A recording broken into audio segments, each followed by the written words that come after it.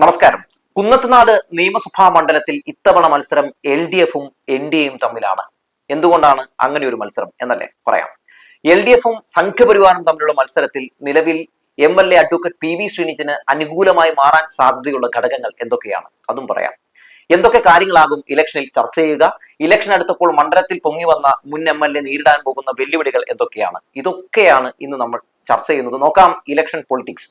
Channel ഒന്ന് subscribe ചെയ്തിട്ടുള്ളൂ. ആദ്യം തന്നെ 2026 നിയമസഭാ തെരഞ്ഞെടുപ്പിലെ കുന്നത്തുനാട് നിയമസഭാ മണ്ഡലത്തിലെ സ്ഥാനാർത്ഥികളെ ഒന്ന് പരിചയപ്പെടാം. LDFിന്റെ സ്ഥാനാർത്ഥി അഡ്വക്കേറ്റ് PV ശ്രീനിജൻ MLA തന്നെയാണ്, സിറ്റിംഗ് MLA തന്നെയാണ്. UDFിന്റെ സ്ഥാനാർത്ഥി മുൻ MLA VP സജീന്ദ്രനാണ്. NDAയുടെ സ്ഥാനാർത്ഥി ബാബു ദിവാകരനാണ്. ആദ്യം തന്നെ നമുക്ക് LDF സ്ഥാനാർത്ഥിയിലേക്ക് വരാം.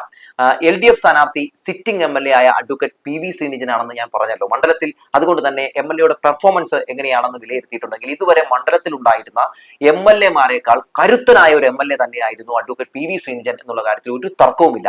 5 വർഷം കൊണ്ട് മണ്ഡലത്തിൽ അദ്ദേഹം നടപ്പിലാക്കിയത് 2300 കോടിയുടെ വികസനമാണ് എന്നുള്ളത് ഏറെ ഞെട്ടിപ്പിക്കുന്നതാണ്, വിസ്മയിപ്പിക്കുന്നതാണ്. സാധാരണക്കാരുടെ ശബ്ദമായി നമ്മൾ പലയിടത്തും അഡ്വക്കേറ്റ് PV ശ്രീനിജനെ ഈ 5 വർഷത്തിനുള്ളിൽ നമ്മൾ കണ്ടു. 5 വർഷം മണ്ഡലത്തിൽ സാന്നിധ്യമായിരുന്നു എന്ന് ജനം ഒറ്റക്കെട്ടായി പറഞ്ഞിട്ടുള്ള അല്ലെങ്കിൽ പറഞ്ഞുകൊണ്ടിരിക്കുന്ന ഒരു കാര്യമാണ്. പലപ്പോഴും പല MLAമാരെ പറ്റിയും ഒക്കെ ഇലക്ഷൻ അടുക്കുമ്പോൾ പോയി ചോദിക്കുമ്പോൾ MLA കാണാൻ പോലും കിട്ടാറില്ല എന്നാണ് പലരും പറഞ്ഞു കേട്ടിട്ടുള്ളതെങ്കിൽ അഡ്വക്കേറ്റ് PV ശ്രീനിജനെ പറ്റി ചോദിക്കുമ്പോൾ പലരും പറയുന്നത് MLA തട്ടിയിട്ട് നടക്കാൻ പറ്റുന്നില്ല എന്നുള്ളതാണ്. പട്ടയമില്ലാത്തവർക്ക് പട്ടയം ഉണ്ടാക്കി കൊടുത്ത MLA, വീടില്ലാത്തവർക്ക് വീടുണ്ടാക്കി കൊടുത്ത MLA, നീതിക്ക് വേണ്ടിയുള്ള സമരങ്ങളുടെ മുമ്പിൽ രാഷ്ട്രീയം പോലും നോക്കാതെ നീതിയാണ് എന്റെ രാഷ്ട്രീയം എന്ന് പറഞ്ഞ് നിലയുറച്ച MLA, ഇങ്ങനെയൊക്കെയാണ് അഡ്വക്കേറ്റ് PV ശ്രീനിജനെ പറ്റി ചോദിച്ചിട്ടുണ്ടെങ്കിൽ ആ നാട്ടിലെ ജനങ്ങൾ പറയുന്നത്. അങ്ങനെ MLA എന്ന നിലയിൽ പൂർണ്ണ വിജയമായിരുന്നു അഡ്വക്കേറ്റ് PV ശ്രീനിജൻ MLA എന്ന കാര്യത്തിൽ ഒരു തർക്കമില്ല. 2020 സാബുവും ജേക്കബ് സംഘപരിവാറുകാരനാണെന്ന് തിരിച്ചറിഞ്ഞ് അതിനെതിരെ 5 വർഷം അഡ്വക്കേറ്റ് PV ശ്രീനിജൻ നടത്തിയ പോരാട്ടം വലിയ രീതിയിൽ തന്നെ മാധ്യമങ്ങളിൽ വാർത്തയായിരുന്നു.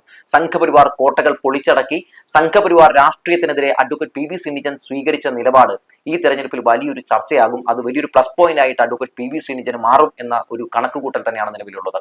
ന്യൂനപക്ഷ വർഗീയതയോടും ഭൂരിപക്ഷ വർഗീയതയോടും ഒരു രീതിയിലുള്ള കോംപ്രമൈസും താൻ ചെയ്യില്ല എന്ന് അഡ്വക്കേറ്റ് PV ശ്രീനിജൻ പറഞ്ഞത് അദ്ദേഹത്തിന്റെ പ്രവൃത്തിയിലൂടെ കണ്ടാൽ ഒരു 5 വർഷം കൂടിയാണ് കടന്നുപോയത്. മാത്രവുമല്ല രാഷ്ട്രീയ നേട്ടത്തിന് വേണ്ടി എവിടെയും അദ്ദേഹത്തിന്റെ നിലപാട് പണയം വെച്ചില്ല എന്നുള്ളതും ഒക്കെ ജനങ്ങൾ വിലയിരുത്തും. ഒറ്റ വാക്കിൽ പറഞ്ഞാൽ നിലപാട് പ്ലസ് വികസനം, ഇതായിരുന്നു അഡ്വക്കേറ്റ് PV ശ്രീനിജൻ MLA. അദ്ദേഹം LDFിന്റെ സ്ഥാനാർത്ഥിയായി അരിവാൾ ചുറ്റിക നക്ഷത്രത്തിലാണ് ജനവിധി തേടുന്നത്. ഇതിൽ ഏറ്റവും രസം എന്താണെന്ന് വെച്ചാൽ 2021 മനോരമ അടക്കം 3ാം സ്ഥാനത്തേക്ക് പിന്തള്ളിയ ഒരു പേരായിരുന്നു അഡ്വക്കേറ്റ് PV ശ്രീനിജന്റേത്. കുന്നത്തുനാടിൽ LDF ജയിക്കാൻ ഒരു സാധ്യതയുമില്ല എന്നായിരുന്നു മനോരമ അടക്കമുള്ള വലതുപക്ഷ മാധ്യമങ്ങൾ വിധി കൽപ്പിച്ചത്. അന്ന് ചിത്രത്തിൽ പോലും ഇല്ലായിരുന്ന MLA എന്ന് മാപ്രകൾ വിധി എഴുതിയ, മാധ്യമങ്ങൾ വിധി എഴുതിയ ശ്രീനിജൻ 140 MLAമാരിൽ മികച്ച MLAക്കുള്ള പുരസ്കാരവും നേടി ജനങ്ങളുടെ പ്രോഗ്രസ് കാർഡിൽ A+ മേടിച്ചാണ്, ജനങ്ങൾക്ക് നൽകിയ എല്ലാ ഉറപ്പും പാലിച്ചാണ് വോട്ടഭ്യർത്ഥിച്ച് ഇപ്പോൾ ഇറങ്ങിയിരിക്കുന്നത്. കനകോലുപ്പടയും സംഘപരിവാറും ഒരുമിച്ച് വന്നാൽ പോലും കണ്ടറിയണം അദ്ദേഹത്തിന്റെ ഭൂരിപക്ഷം 2026 എത്രയായി ഉയരുമെന്ന്. ഇനി നമുക്ക് നേരെ NDA സ്ഥാനാർത്ഥിയിലേക്ക് പോകാം. കാരണം ഇവിടെ മത്സരം LDFും NDAയും തമ്മിലാണല്ലോ, അതുകൊണ്ട് നമുക്ക് NDAയിലേക്ക് പോകാം. NDAയുടെ ഞാൻ നേരത്തെ പറഞ്ഞല്ലോ ബാബു ദിവാകരനാണ് സ്ഥാനാർത്ഥി. മുൻ DCC ജനറൽ സെക്രട്ടറി ഒക്കെ ആയിരുന്ന കോൺഗ്രസ് നേതാവാണ് ഇക്കുറി NDA സ്ഥാനാർത്ഥിയായിട്ട് അവതരിപ്പിച്ചിട്ടുള്ളത്. എന്തൊരു വിസ്മയമല്ലേ! കുന്നത്തുനാട് മണ്ഡലത്തിൽ നിന്നും 128 കിലോമീറ്റർ അപ്പുറത്തുള്ള അടൂരിൽ നിന്നാണ് ബാബു ദിവാകരൻ എത്തുന്നത്. 8 പഞ്ചായത്തുകളുള്ള മണ്ഡലത്തിൽ 4 പഞ്ചായത്തുകൾ NDA ഘടകകക്ഷിയായ 2020 ആണ് ഭരിക്കുന്നത്. അങ്ങനെയാണ് ഈ പറയുന്ന NDAയുടെ പക്കൽ കൊണ്ടുപോയി സാബു ജേക്കബ് എത്തിച്ചു കൊടുത്തതെന്നൊന്നും ഞാൻ പറയേണ്ട കാര്യമില്ല, ജനങ്ങളെ പറ്റിച്ചത് തന്നെയാണ്. ഒപ്പം പുത്തൻകുരിശ് പഞ്ചായത്ത് UDF ഭരിക്കുന്നത് NDA പിന്തുണയോടെയാണ് എന്നുള്ള കാര്യം കൂടി മറക്കണ്ട. അതുകൊണ്ട് തന്നെ ഈ 4 പഞ്ചായത്തുകളിലെ സംഘപരിവാർ വോട്ടും ഒപ്പം തദ്ദേശ തെരഞ്ഞെടുപ്പിൽ UDFനെ സഹായിച്ചതിന് UDFന്റെ പിന്തുണയും മുൻ കോൺഗ്രസ് നേതാവ് എന്ന നിലയിൽ ബാബു ദിവാകരൻ കോൺഗ്രസ് വോട്ടുകൾ പെട്ടിയിലാക്കും എന്ന പ്രതീക്ഷയും ഒക്കെയാണ് NDAയുടെ ക്യാമ്പിലുള്ളത്. എന്നാൽ NDAക്ക് ശക്തമായ മത്സരം കാഴ്ചവെച്ച് 2ാം സ്ഥാനത്തേക്ക് എത്താൻ കഴിഞ്ഞേക്കാം എന്നതിൽ ഉപരി LDFന്റെ സീറ്റ് പിടിക്കാൻ കഴിയില്ല എന്നതാണ് ഒരു റിയാലിറ്റി. 2020 NDAയിൽ ലയിച്ചത് ന്യൂനപക്ഷ വോട്ടുകളിൽ വലിയ വിള്ളലുണ്ടാക്കിയിട്ടുണ്ട്. മണിപ്പൂർ കലാപവും അതുപോലെ തന്നെ സംഘപരിവാർ സംഘപരിവാർ സംഘടനകൾ രാജ്യത്ത് ക്രൈസ്തവ മുസ്ലിം ന്യൂനപക്ഷങ്ങൾക്കെതിരെ നടത്തുന്ന വേട്ടകളും ഒക്കെ ചർച്ചയായതോടുകൂടി തന്നെ സാബു എം ജേക്കബ് ഇന്ത്യയിൽ തന്റെ 2020 ലയിപ്പിച്ചതോടുകൂടി തന്നെ സാബുവിനെ തള്ളി നിരവധി പേർ രാജിവെച്ച് പുറത്തേക്കിറങ്ങിയത് പരസ്യ പ്രസ്താവനകൾ നടത്തിയ കാഴ്ചയൊക്കെ നമ്മൾ കണ്ടതാണ്. നിലവിലുള്ളവർ ആ പാർട്ടിയിൽ തന്നെ നിന്നുകൊണ്ട് സാബു തന്ന പോലൊരു പണി, അതായത് സാബു അണികളെ പറ്റിച്ച പോലൊരു പണി തിരിച്ചു കൊടുക്കാൻ വേണ്ടിയാണോ ആ പാർട്ടിയിൽ നിൽക്കുന്നത് എന്ന സംശയം എനിക്ക് ഇപ്പോഴും ഉണ്ട് കേട്ടോ. വരാൻ പോകുന്ന തദ്ദേശ തെരഞ്ഞെടുപ്പിൽ നിലവിലുള്ള പഞ്ചായത്തുകൾ വരെ 2020 നഷ്ടമാകുമെന്നാണ് ഒരു വലിയ സത്യം.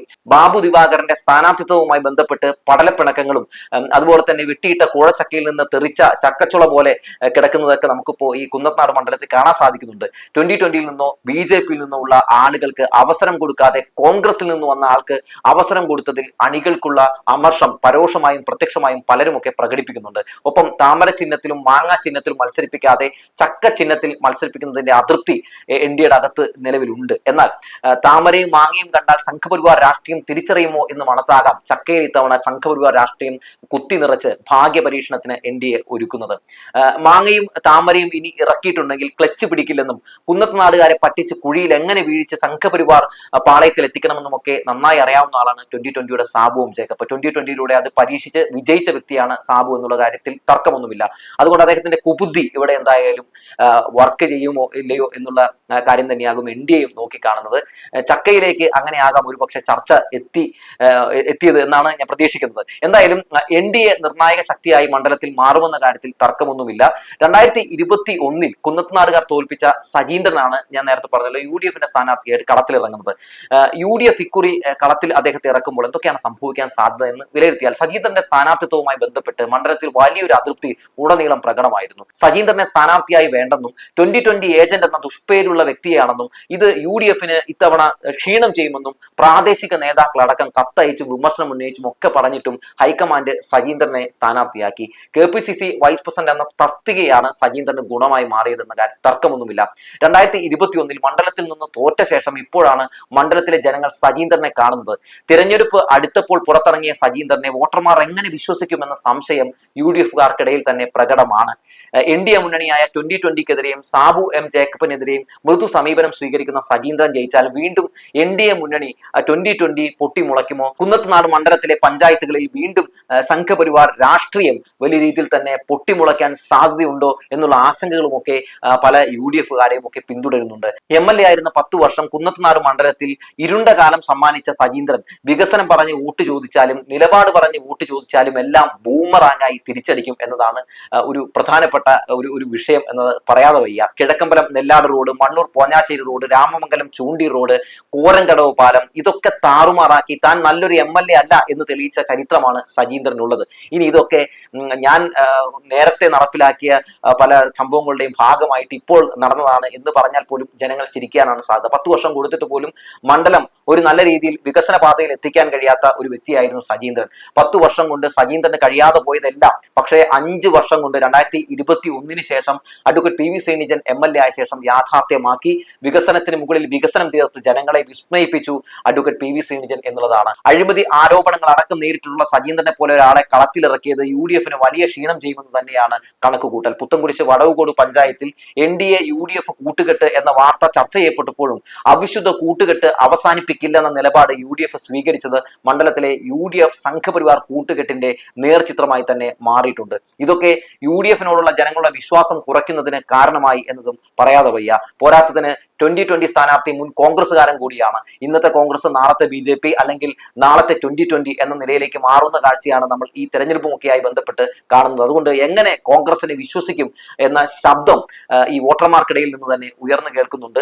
ഇക്കുറി മണ്ഡലത്തിൽ അതുകൊണ്ട് LDF നേരിടുന്നത് സംഘപരിവാർ രാഷ്ട്രീയത്തെയാണ്. NDAയും LDFും തമ്മിലാണ് ഇവിടെ മത്സരം നടക്കുന്നത്.